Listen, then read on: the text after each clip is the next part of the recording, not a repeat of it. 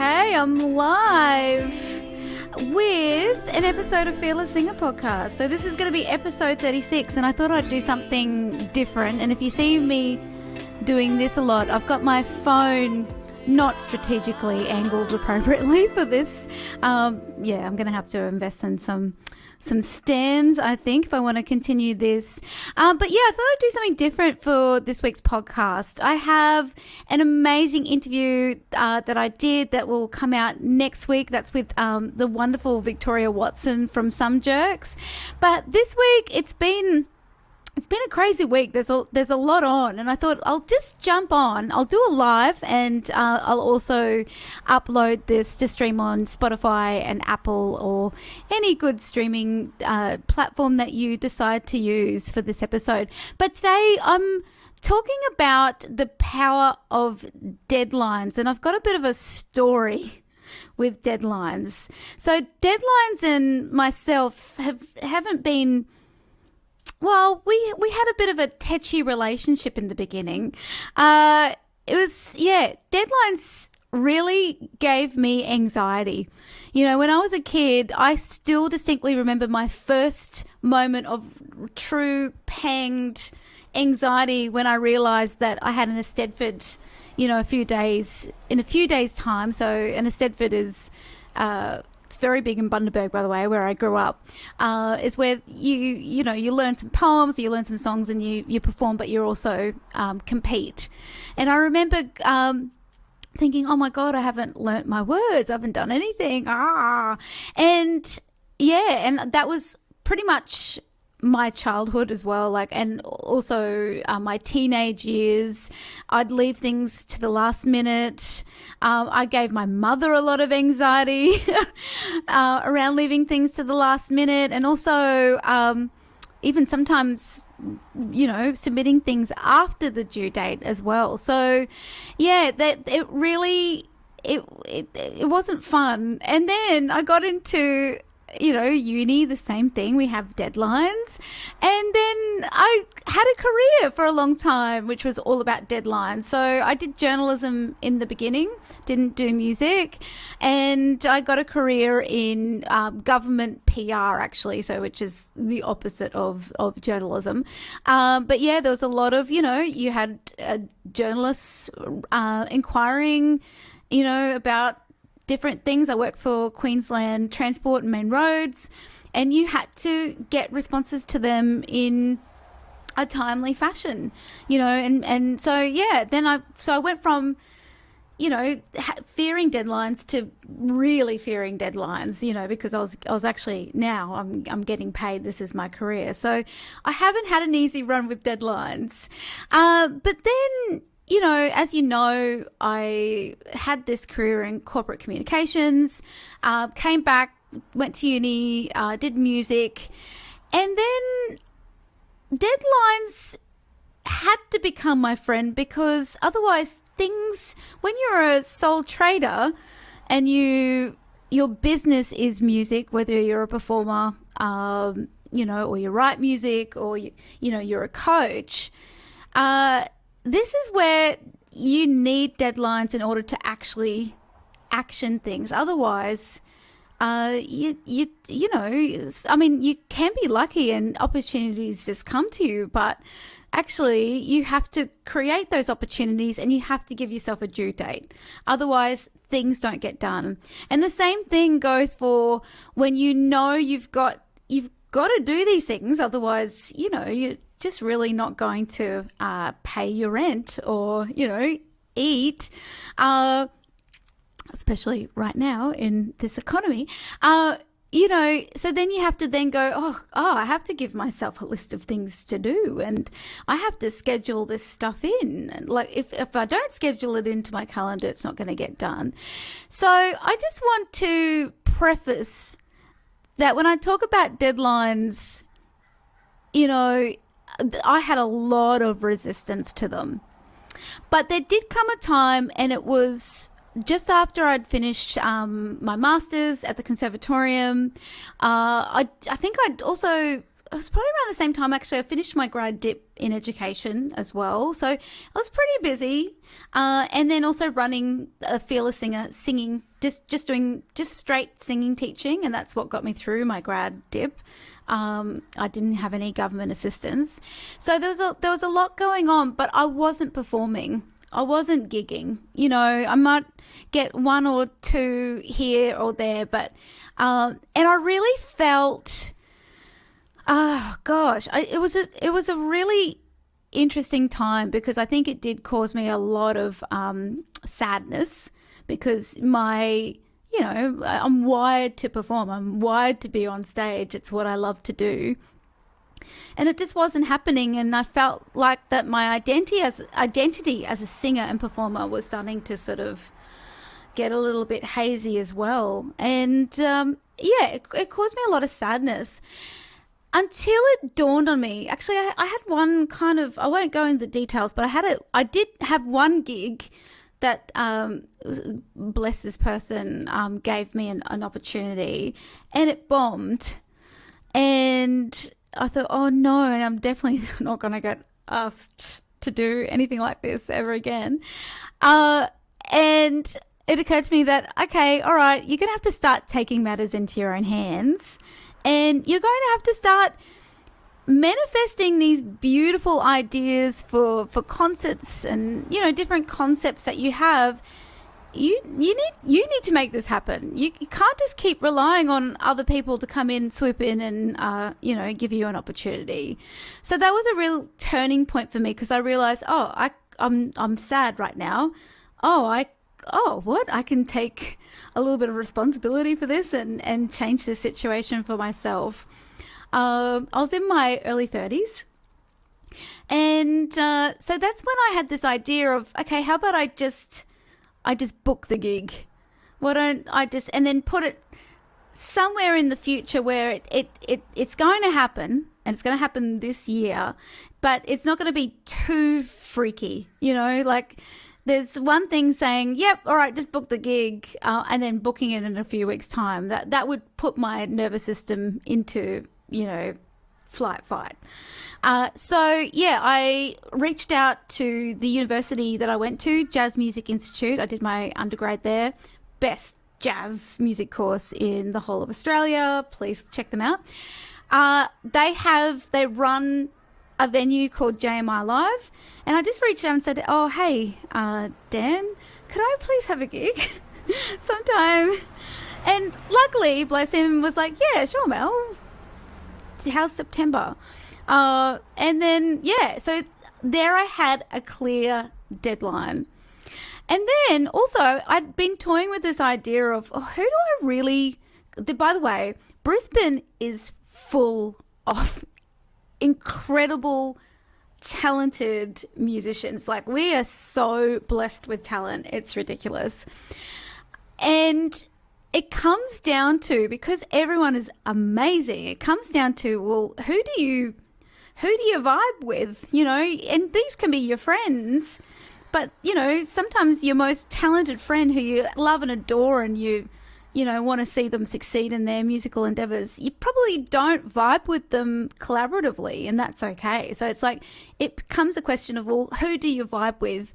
And I really gave me this opportunity to go, well, who do I want to play with? Who do I feel really good around? And my response was women. I love my female musician friends, and this is where Yas Queen was born. So at the time was watching a lot of RuPaul, as from the name suggests, and reached out to one of my dear friends, Paula Gervin. She's my little bestie, and my other little bestie, Tennille West, who's an incredible singer. So Paula's piano player, Tennille's the singer.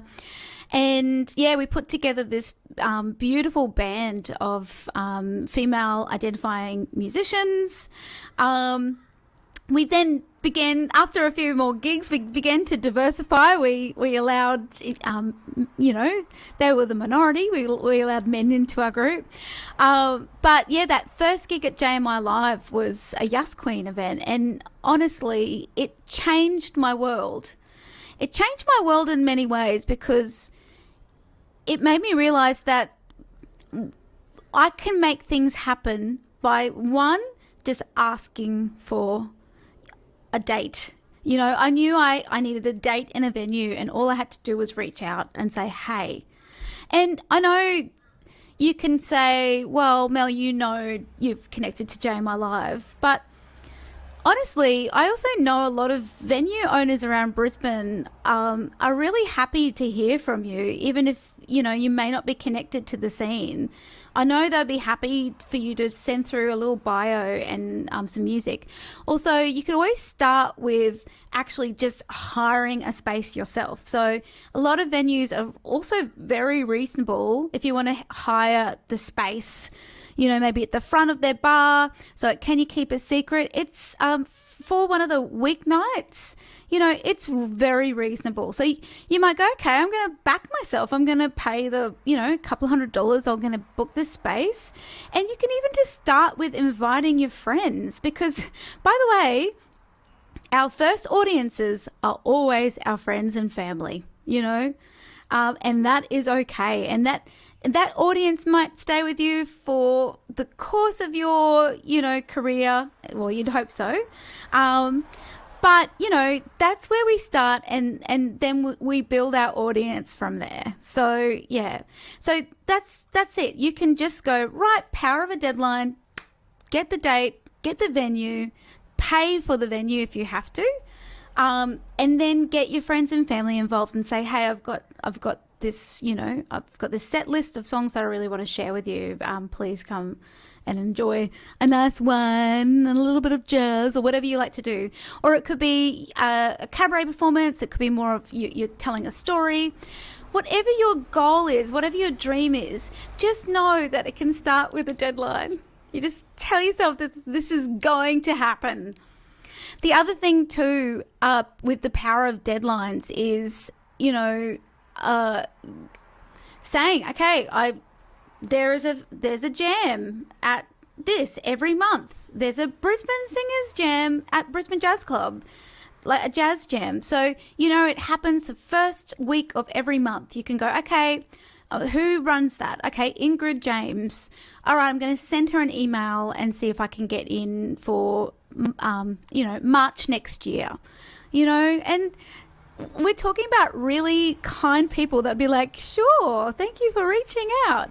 You know, so that's the other thing. So goals don't have to look like the big kahuna, let's, you know, get the venue, let's, you know, put on a show for yourself. You can start smaller. You can even start with having a night at your home and inviting your friends and family and saying, hey, I'm doing a recital on Sunday, 30th of September. Yeah, come along. So yeah, just start with a date, and then you can work your way back from there. So reverse engineering has been, honestly, my savior. I start with the end result, and then I work my way back, and I go, okay, well, what do I need? All right, I need songs.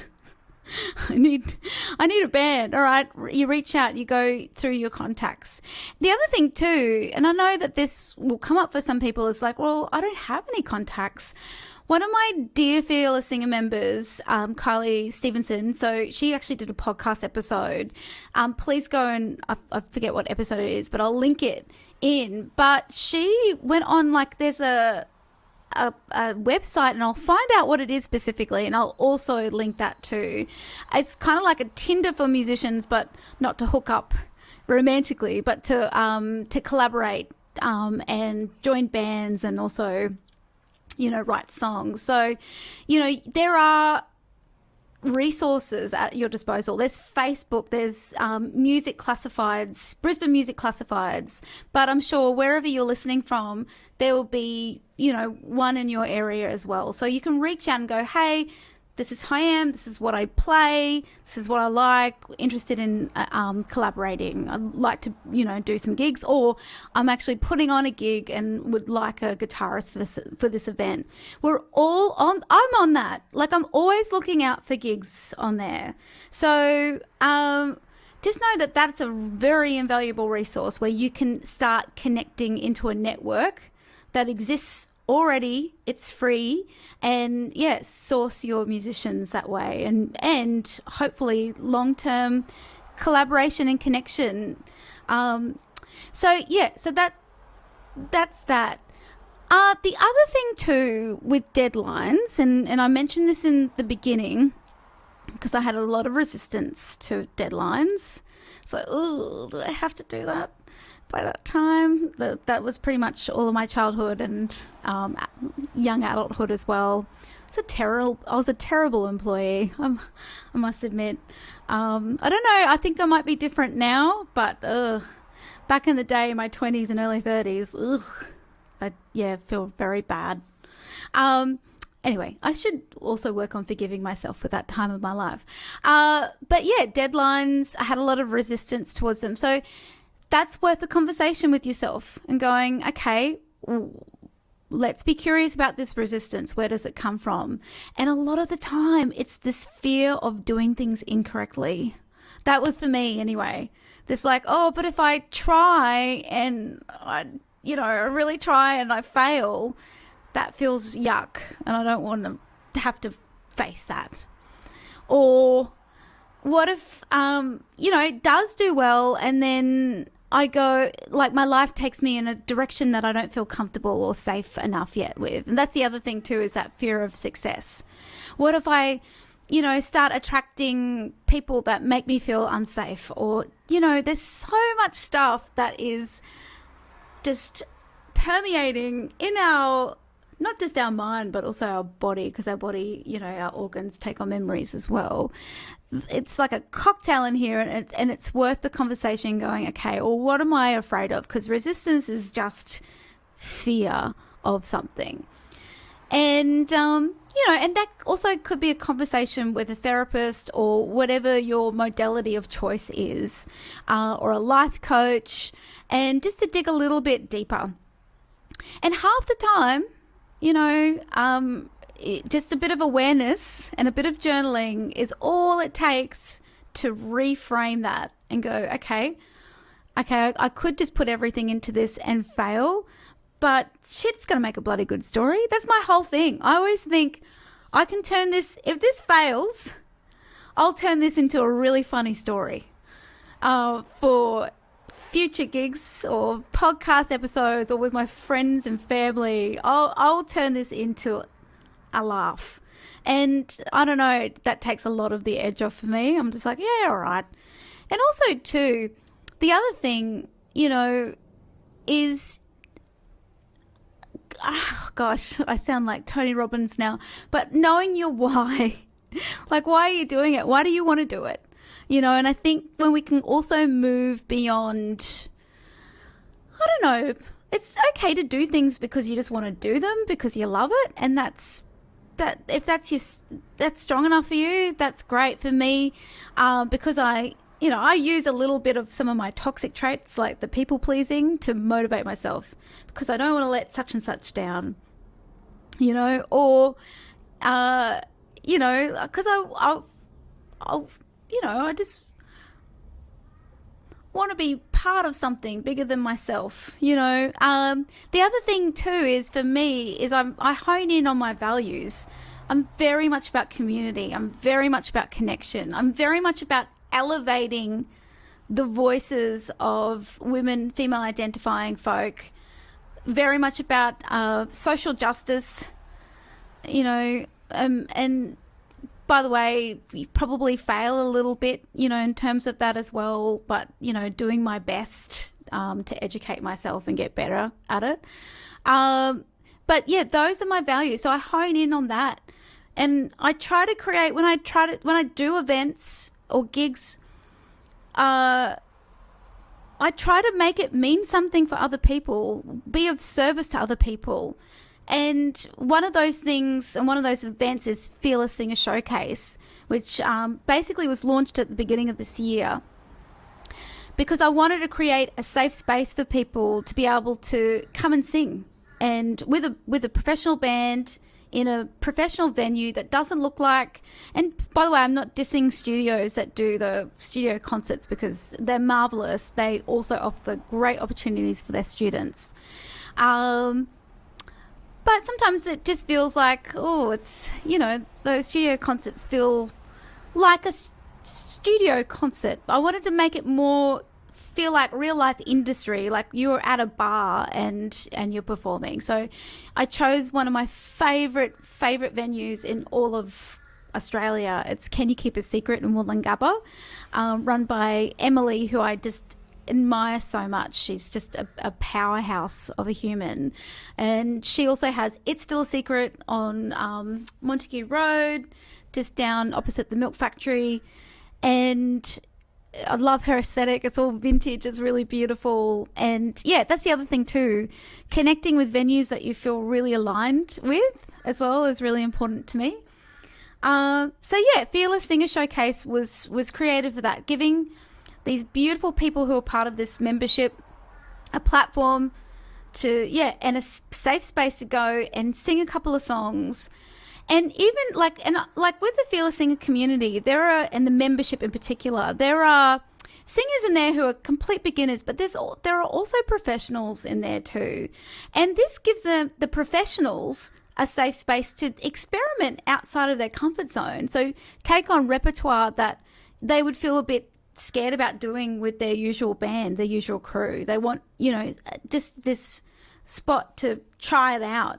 So yeah, that means the world to me. It means the world to me to, just to celebrate people and their bravery, because far out, it takes a lot to get up on a stage. Like, if you're used to it because you've been brought up, you've been one of those stage kids, and by the way, I remember it took me years and years and years and years to overcome stage fright. I remember as a little girl, even though I could turn it on when I'm on the stage, I remember being at the side going, how do I stop these? How do I stop my body from spasming?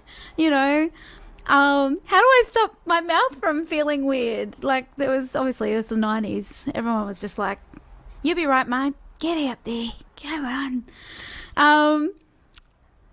So, yeah, it's a weird environment. It's a bloody weird environment, and especially if you've come from a family come from, the generation of kids are seen and not heard, that's friggin' frightening.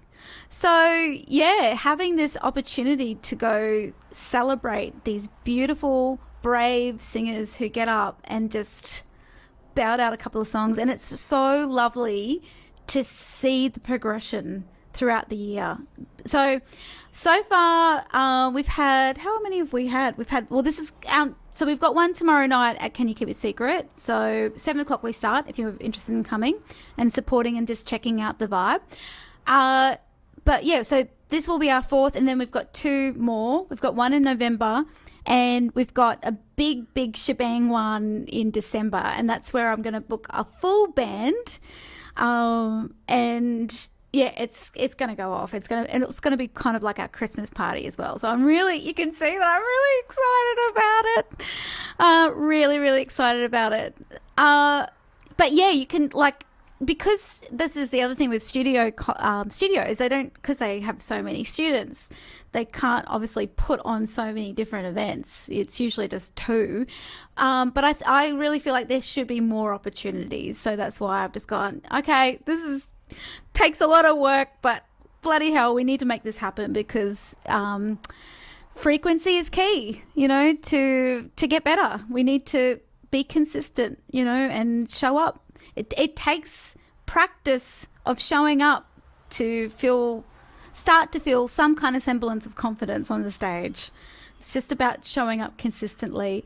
I've just had a few little comments come through on my Insta, which is really nice. Oh, Alpha. Yeah. Alpha said, I'm always in awe of performers on the stage. Yeah. It's, me too. Even now, it's interesting. Yesterday I had this moment. I hate to say I feel like a proud parent because it's a bit patronizing because I teach mostly adults and I'm not the mother of these gorgeous adults. But I could imagine like when you see your child doing something amazing, that sense of pride where you feel like your heart is literally going to jump out of your chest and you get all teary. Well, that was me yesterday, just thinking about my Fearless Singer crew and just hearing really beautiful feedback from the community. Like my beautiful friend and hairdresser was like, oh, I saw such and such, Emma Sparks. So she's one of our Fearless Singer members. I love her work. And so that made me really proud. And one of my beautiful students, Lakeisha Morrison, she's just a phenomenal singer, just was successful in an audition. It makes you just really, really, really proud, just to be part of the journey with these marvelous people. Coming back to that point of just creating a deeper why and being of service. It absolutely, that with your deadline, so deadline with values and alignment with service, mate, you can do anything. Honestly, you can do anything, whatever you can imagine. That value service alignment as your motivator, it will absolutely rocket charge anything that you put out there, you know. And the other thing too, I think what's really important to mention, because I just went to a really lovely launch, not really a launch, but it was a road show. So this incredible entrepreneur, Rebecca Saunders, so she's part of a business community that I'm in, has her own community of business female entrepreneurs, and called the Champagne Lounge, and she had a road show. So she's from Sydney, but she's booked all these events across the country, and which is huge, by the way, like to organize events interstate. And then if you're not really known in certain communities and patches, it's like there's that added kind of pressure of having people attend and yada, yada, yada. So she did a massive thing, and she had her Brisbane one last night, and it was beautiful. And she had Perth booked, and it just even though everything was booked, the deadline was there. She's definitely aligned with her service and her mission, but she didn't get the numbers in Perth, and it didn't justify, her flying over there. So sometimes we can set the deadlines, and for whatever reason, it's not going to work out. That's okay too, just to have a bit of acceptance, that, actually, I did book this, my first gig here, but there's too much going on at the moment, and if I did this, I think it would actually send me over the edge. So it's really knowing yourself and going and giving yourself forgiveness and acceptance that sometimes these deadlines that we set may not happen, and that's totally okay, and just to take a little bit of the slack off. But what I'd say to you is stay in the room.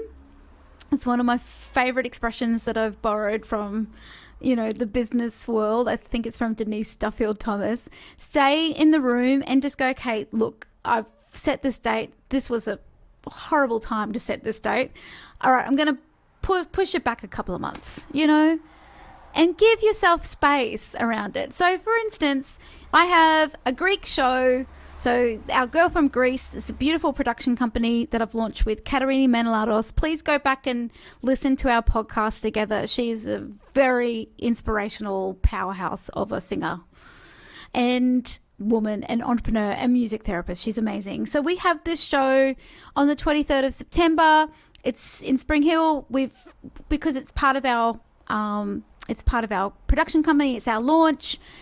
We've booked some incredible musicians. Oh my God, it's going to be mind-blowing. We're collaborating with our beautiful, beautiful friend Christina Zidi Lignu, who's an incredible musician and singer.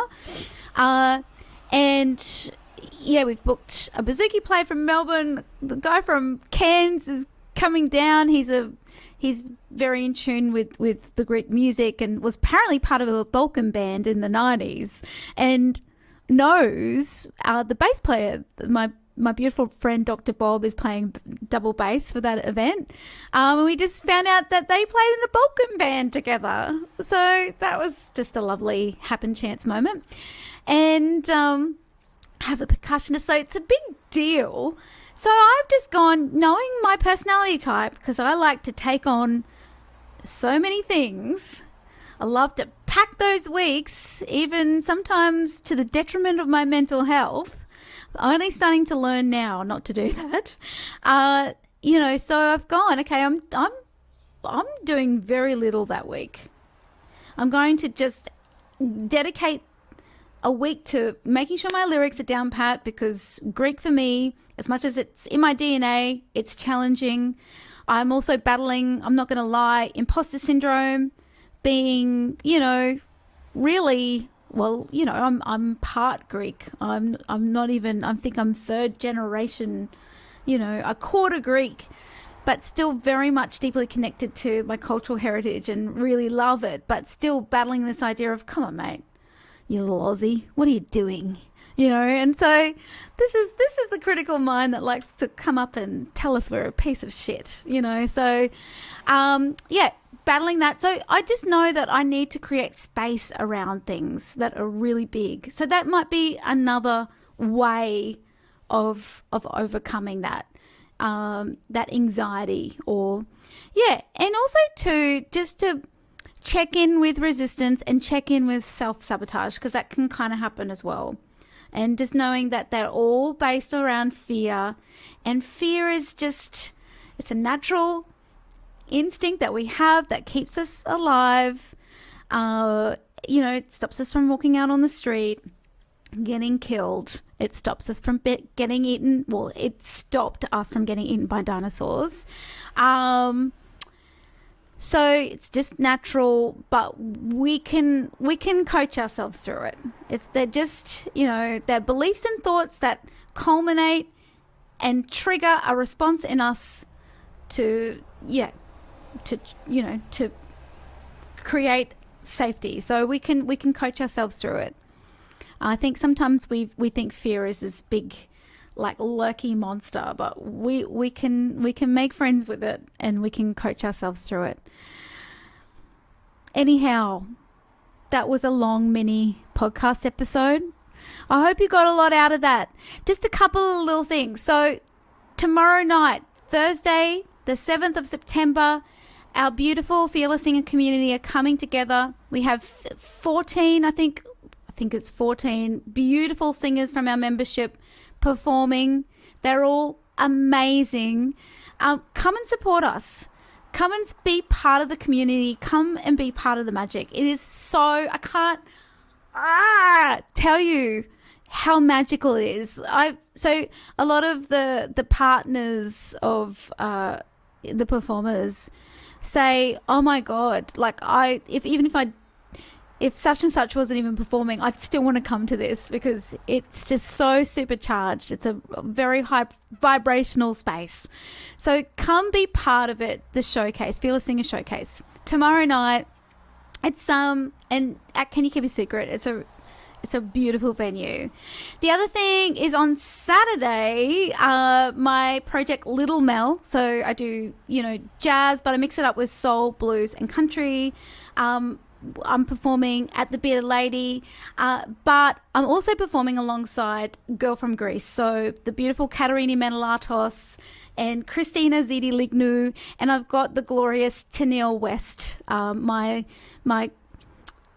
comrade from Yas Queen. She's coming to sing as well. So it's going to be a full femme energetic afternoon at the Bearded Lady, and covering all musical tastes as well. So we've got jazz, we've got soul, we've got blues, we've got rock, we've got 2 Gillian Welsh songs, so we've got country in there, and of course Greek music. And even the Bearded Lady are going to stock ouzo for the occasion.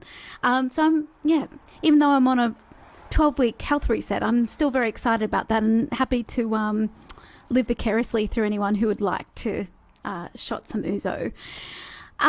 So that, and then the 23rd of September, the Girl from Greece, we're launching, so our production company are launching with a beautiful concert. Like I said, we've booked this amazing band. It's Katerini, Christina, myself, singing mostly Greek music. I'm doing a couple of traditional folk songs, but also a couple of jazz songs. Pink Martini, Amaro Mio. Actually, I think that was one of the actresses, Hollywood actresses did that song. And I'm just trying to think, who was it? So it's an old standard, but it was actually changed with Greek lyrics by Rena Morphy, who's this gun of a singer in Athens. Please check out her music. But yeah, the girls are doing pieces from Theodorakis, Hadjidakis. Yeah, like there's going to be a beautiful smorgasbord of Greek music. And yeah, that's what's happening. That's my deadlines. Am I anxious? Maybe just a little bit, especially about the Greek concert. Because again, Greek. And, I'm a kind of a stuttery, person in general. So, doing that with another language, it's going to be fun. Thank you so much if you've been checking this out this whole time over live. Thank you for being with me. I'm going to upload this and it's going to be available on Spotify, Apple, YouTube, Instagram. I'll keep it on Instagram Live. Thank you, Hope. And we've got Annabelle, hello, and Brenda. So yeah, I think with these solo episodes, I'm definitely going to just do it live because, oh man, when I do these by myself and I have the time to edit, it does my head in. So I think it's just better that I just go. If people listen, that's great. If they don't, that's also great because we're alive. And on that note, I'm going to chuff and love you and leave you. And thank you so much. Talk to you soon.